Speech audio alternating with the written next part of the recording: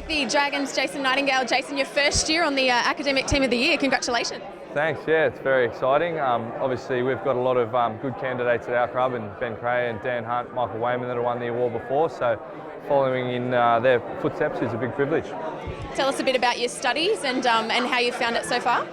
Yeah, it's pretty stressful, but yeah, getting through it slowly but surely. We've got quite a few people that go to uni at our club, so that sort of helps. And we get in classes together and have a little bit of fun and makes it a little bit easier. This is my third year now, I think. Just going 2 subjects in the first semester, 1 in the second, and just plodding away. Studying business, so what are your aspirations for using that qualification? I'm not exactly sure yet. I mainly study business because it's a bit broad and can go to a lot of different pathways post-career. So that's pretty much what it's about, is doing subjects that I like and learning towards what will be more specific for myself in the future. You've been doing it part-time, you said, but have you found it challenging trying to balance, first grade training and then your classes, your study?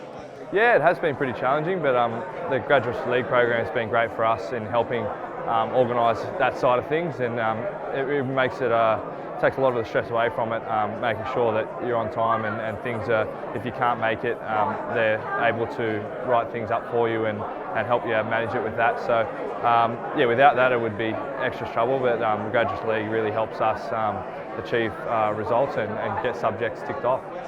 And getting plenty of support from both the NRL and the club in terms of getting yourself through that?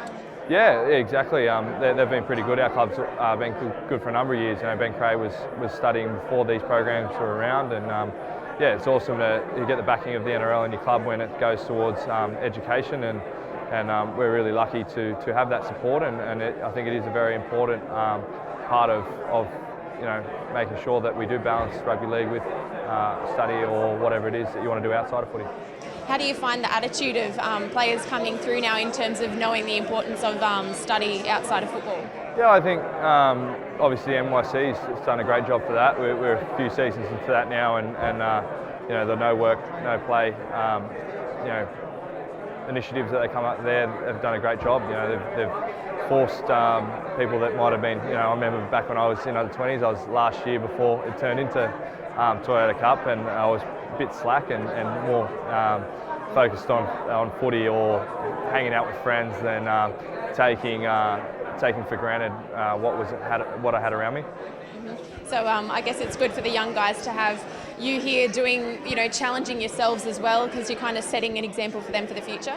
Yeah, exactly, and that's you can't take for granted what we do, and we've seen in recent times how short careers can be, and especially the conversion rate of NYC to first grade is not that high. So it especially for those sort of 18, 19 wannabe first graders coming up, they need to have something in the background just in case it doesn't all work out. And for myself and people like myself, just making sure you prepare yourself for, we're going into my late 20s soon, and once I get there, sort of a couple of contracts left, but as long as you start early enough, you can come out with a degree and a bit of an idea of what you want to do with your life post footy. It can be really good for personally and also for teaching young people the way. Just on footy, a nice win on the weekend. Now it's do or die. Yeah, exactly. Well, we stood up to the first challenge of do or die. We know what we've got ahead of us. We need to win every game we're involved in, and that doesn't get you questioning yourself about what you need to do each week. We need to win on the weekend, then we need to win the next 2 games after that to give ourselves a chance. So it's not ideal, but also at least our fate's in our own hands, and we put those performances on the field, and we'll give ourselves the best chance. It has been a bit of an up and down season for you. How do you try and keep your mindset positive and try and keep pretty level-headed for this last couple of rounds? Well, I suppose you know that there is only a few rounds, and if you slacken off, then your season's going to end a bit prematurely, and no one wants that. Everyone wants to be part of the final series, and our club's the same. We've had a bit of an up and down season, like you said, but I think getting ourselves to the finals will put ourselves in the mix. And we know we've got a tough 3 weeks ahead if we're going to do that. So we got Gold Coast this weekend, and I thought they played the best game in the last few weeks against Manly on the weekend. So they'll be tough coming down, and they've been playing better away from home than they have at home. So I'm sure that'll be difficult for us to overcome, and we're going to need to do that if we're to keep our hopes alive.